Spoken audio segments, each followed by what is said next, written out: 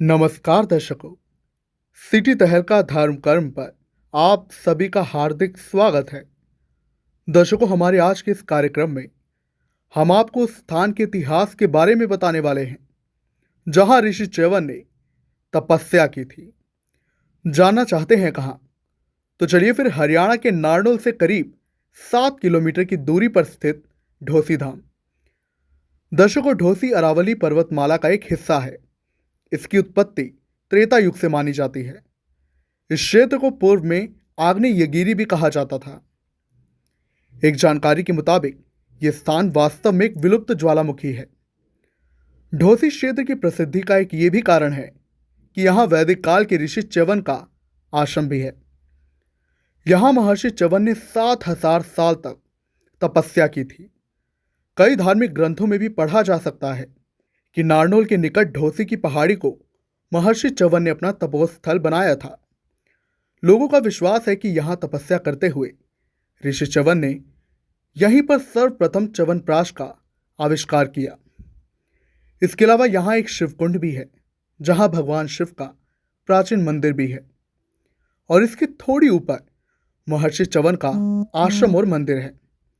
यहाँ पर एक चंद्रकूप भी है जिसके बारे में मान्यता है कि उसमें सोमवती अमावस्या को पानी स्वयं में बाहर आता था। यहाँ अब भी सोमवती अमावस्या के दिन भारी मेला लगता है और पवित्र स्नान के लिए दूर दराज से लोग आते हैं। आपकी जानकारी के लिए बता दें कि ढोसी हिल का उल्लेख हिंदू धर्म के अनेक पवित्र ग्रंथों, महाभारत जैसे अनेक पुराणों में मिलता है। महाभारत में इस पहाड़ी की विशेषताओं का वर्णन किया गया है। अज्ञातवास के दौरान पांडवों के यहाँ पर कुछ समय व्यतीत करने की भी किंवदंतियां प्रचलित हैं। सोमवती अमावस्या पर ढोसी पर कुंड में विशेष स्नान भी किया जाता है। एक ये भी किंवदंती है कि तपस्यालीन ऋषि च्यवन की राजा शर्याति की पुत्री राजकुमारी सुकन्या ने भूलवश आंखें फोड़ दी थी।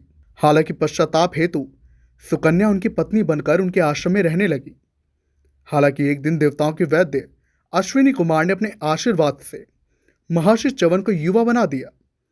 युवावस्था प्राप्त कर महर्षि च्यवन ने उस क्षेत्र को अपने तप के बल पर दिव्य क्षेत्र बना दिया। यही जड़ी बूटियों से सदैव शरीर में स्फूर्ति बनाए रखने वाली एक खास किस्म की औषधि उन्होंने तैयार की थी।